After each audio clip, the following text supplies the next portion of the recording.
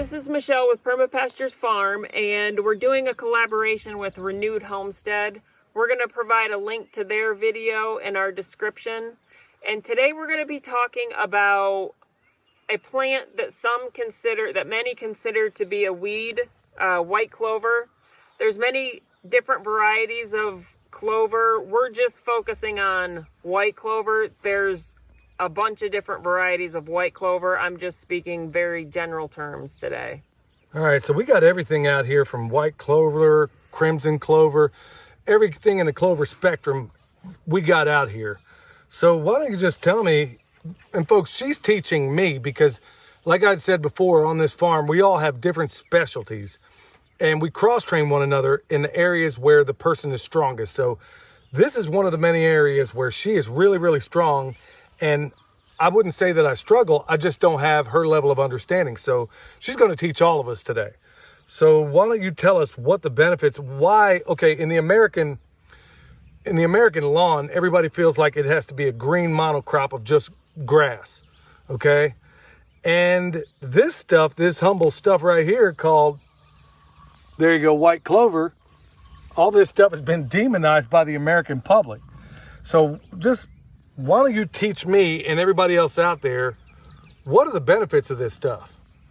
So one of the main benefits of white clover is that it's one of the earliest sources of pollen for honeybees in the wintertime. White clover is one of the first things that pops up in the spring that gives the honeybees a source of food when they've been stuck in the hive all winter long. So if for no other reason, maybe delay mowing your lawn as much as possible in the spring, just to give them that source that they haven't had all winter. You hear about that? All you folks in South Oklahoma City, where I grew up, where you feel like it's got to just be a green monocrop. Folks, okay, so there's a bunch of different clovers out there. Now, how does this stuff, okay, we know that there's some intrinsic benefits to it, but explain to everybody how it benefits our animals, like the chickens, for example. White clover benefits in an agriculture setting outside of the urban setting. White clover is very beneficial to our animals. It's high in protein. It's about a 28% protein content. So our grazers love it. It's good for them. It fixes nitrogen. So it takes nitrogen from the atmosphere and makes it available to the plant itself and also the surrounding plants. The chickens love it. When you let them out of the chicken coop, they go right for the clover, the seed heads. So that's just some of the ways that it benefits our animals. Right, they go after all the clover, not just the seed heads. I mean, they hit every part of it. They will absolutely, when you let them out, especially as meat birds, well, really all of them, this is the first thing they will go for unless you provide some kind of feed out there for them. So we know that it's good as a nitrogen fixer. Can the animals get too much of this stuff? If you have fields full of clover, is that going to be harmful? If you have a whole field of clover, you're going to have to watch your herbivores because they can blow on the clover. But also, you shouldn't have a whole field of just legumes. That's what I'm trying to say. All right, so we know this stuff has health benefits. Well, we know that it has benefits for the neighboring plants as a nitrogen fixer, helps our animals, helps the soil, helps just about everything. Is there a benefit for us? Yep, white clover has benefits for human health as well. You can make a tea out of the flowers. You can also include the leaves in the tea. If you have arthritis pain, it can help with arthritis pain. You can also make a salad out of it. Just pick the leaves and the stems and put it in your salad and eat it fresh. It helps with digestive issues. It purifies your blood. So it has a bunch of human health aspects as well. All right, y'all, if we come full circle with this, a lot of the clovers and things like that, and let's say even the dandelions and things like that, all of these things have now been demonized by some of the chemical companies out there and by American people by and large because of, I would almost blame Sir Francis Bacon. The notion that we should make nature come into servitude for mankind when we should in fact be working with it.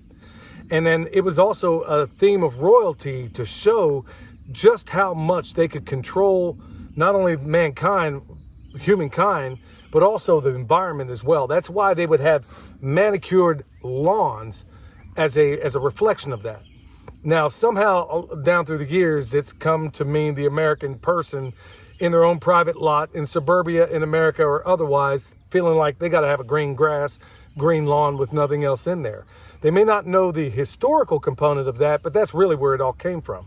So folks, we don't necessarily have to follow these dictates of fashion, if you will, as it pertains to lawn. When you can let this stuff grow up, let it be a benefit to your soil, which is most important, to the benefit to the wildlife around there. Also, typical of many nitrogen fixers, it harbors a home for all those beneficial bugs that want to eat the bugs that want to eat your good stuff. So this is also another benefit. This is a home for those beneficial insects. Okay, with all the things we've discussed concerning this, is there anything in particular you want to leave people with concerning what we think is an awesome addition to any landscape, clover? I think one of the most important things that I would like people to consider is, especially in an urban setting where you're mowing your lawn, maybe just delay the mowing of the lawn for a couple of weeks if possible, especially in the early spring when the honeybees are just coming out of the winter time.